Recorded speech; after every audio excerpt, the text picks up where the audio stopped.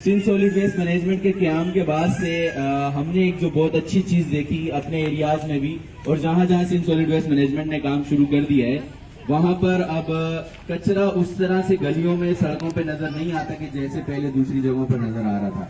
23 मार्च के हवाले से कि हर शहरी अगर अपना फर्ज अदा करेगा तो हमारा मुल्क कचरे से पाक हो जाएगा और हमारा हर इलाका साफ सुथरा नजर आएगा। और इंशाअल्लाह मुसलमान की हैसियत से हमारा यही फर्ज बनता है कि सफाई हम अपने ईमान की तरह इसको इस्तेमाल करें। हमारा आधा ईमान सफाई में है।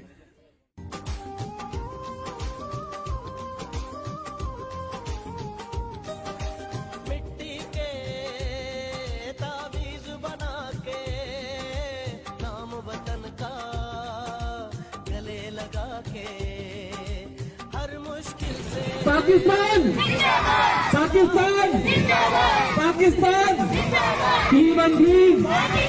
Team and Green! Safai नहीं